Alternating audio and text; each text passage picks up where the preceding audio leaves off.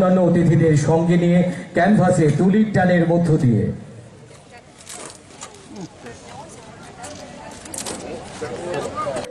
তাহলে নিজেও গর্ববোধ করবেন যখন বাইরে যাবেন বা যখন বাইরের মানুষের সাথে কথা বলবেন। You should be proud of our culture. এটা বলা দরকার আমাদের। আমরা এটা নিজেরাই বুঝতে আগে বোঝার চেষ্টা করুন। আমি নিশ্চিত এখানে বহু লোক ত্রিপুরাকে ভালোভাবে চিনেও না, যায়ও না। আগরতলায় থাকলো বা যে যে জায়গায় আছে বাস এতটুকু। এখান থেকে কেউ যাবে ওই মরিশাস যাবে, কেউ কোথায় যাবে, সিঙ্গাপুর যাবে, থাইল্যান্ড যাবে। আরে আগে তো ত্রিপুরাকে খুঁজো। ত্রিপুরার মধ্যে অনেক জায়গা আছে যেখানে কোনো অংশে ত্রিপুরার মানে দর্শনীয় জায়গা সব।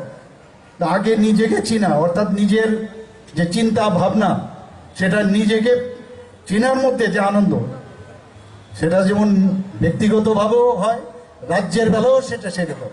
আপনাদের বুঝতে হবে যে এই ত্রিপুরাকে কারা সামনের দিকে এগিয়ে নিয়ে যাবে, এই দেশকে কে এগিয়ে নিয়ে যাচ্ছে।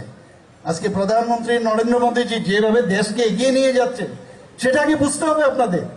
এখানে কোনো আর মানে কিন্তু পরন্তু থাকার কোনো কথা নয়।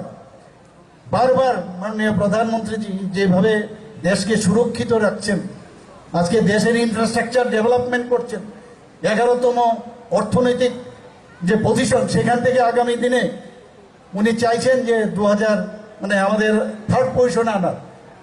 একদিকে অর্থনৈতিকভাবে সুরক্ষার ক্ষেত্রেই বলুন, আমাদের সোশিও ইকোনমিক্যাল স্ট্যাটাসই বলুন, গরিব, এতদিন ধরে আমরা গরিব মানুষদের জন্য আমরা অনেক সরকার দেখেছি, গরিবের জন্য মায়া কান্না, সেই কুম্ভীর আশ্রম আমরা দেখেছি। কিন্তু সত্যিকারের অর্থে মাননীয় প্রধানমন্ত্রীজি যেভাবে প্রতিটা প্রকল্প, যা প্রকল্প হয় সবকটা প্রকল্পই দেখা যায় গরিব মানুষ, আম জনতার জন্য করেছেন। কারণ উনি একটা চাইওয়ালা ফ্যামিলির থেকে উনি এসছেন, আমরা সবাই জানেন।